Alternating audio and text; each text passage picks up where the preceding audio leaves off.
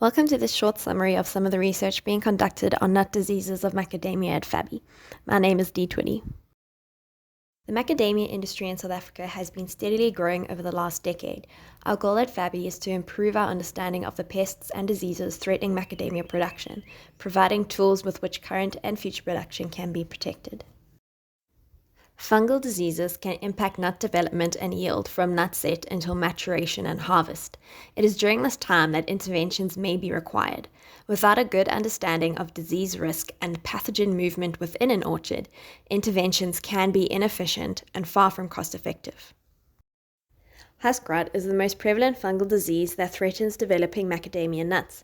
Characterized by soft brown to black lesions, husk rot can cause premature nut drop as well as prevent kernel maturation. We surveyed the 3 main production regions in South Africa over 2 growing seasons, identifying fungi from diseased and non-diseased nuts, from husk rot early in a season versus husk rot later in the season, and also looked at what stage of nut development husk rot pathogens could first be detected. The first type of husk rot found was Phomopsis husk rot, characterized by shiny black lesions. This was caused by a number of fungal species belonging to the Diporthy genus. The second type was Anthracnose husk rot, characterized by concentric rings of orange fruiting bodies that can develop in optimal conditions. 4 species of Calotoxicum were found, causing these symptoms. One species, Calotoxicum siamensis, can also cause a type of leaf spot. This may serve as a source of inoculum in the field. Both Phomopsis husk rot and Anthracnose husk rot can occur in the same orchard and even co-infect the same nut. The third type of husk rot found was Calanectria husk rot, characterized by white mycelia growing on black lesions. 3 species were found causing these symptoms. Thus far, Calanectria has only been confirmed in 3 locations, although it is likely present in more.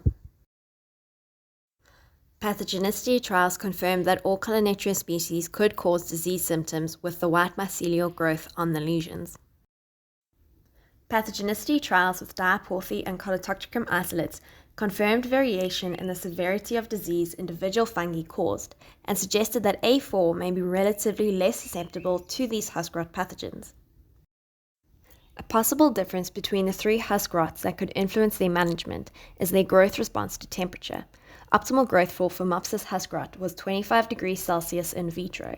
Anthracnose husk rot grew optimally at both 25 and 30 degrees Celsius, and Calanectria grew slightly slower with optimal growth at 25 degrees as well. A temperature of 35 degrees Celsius, however, was lethal to the Calanectria isolates after 2 weeks.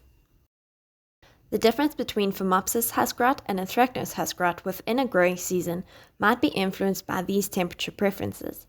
Early in the season, similar amounts of Phomopsis and Anthracnose husk rot, or Diporthy and Calotoxicum fungi, were observed. Late in the season, in the same orchards, greater amounts of Anthracnose husk rot or Calotoxicum were recorded. This trend might be influenced by higher temperatures experienced later in the season, allowing Calotoxicum to outcompete Diporthy. When we looked at symptomatic or diseased nuts versus asymptomatic or not diseased nuts, we found that Diporthy species were more frequently isolated from asymptomatic than symptomatic nuts, and Calotoxicum species isolated more from symptomatic and Calanectria only from symptomatic nuts. This could mean that some of the Diporthy species we isolated are endophytes or perhaps latent pathogens. We were also able to detect the presence of both Diporthy and Calotoxicum fungi from pea-sized nuts through to both symptomatic and asymptomatic fully expanded nuts.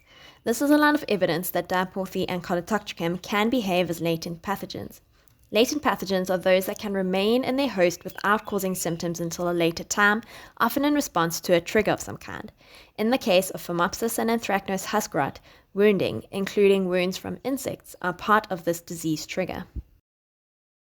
Calanectria husk rot is relatively new in South Africa. Monitoring and improved knowledge of the pathogen is necessary to understand the potential impact this disease may have in the future. We improved our knowledge of the fungi causing Phomopsis and Anthracnose husk rot, and now know that both groups of fungi can act as latent pathogens. We also generated temperature data that can contribute towards predicting the risk of husk rot in orchards. And finally, thank you to all who generously helped us with this research and all the funding bodies who made this possible. Thank you for watching this video.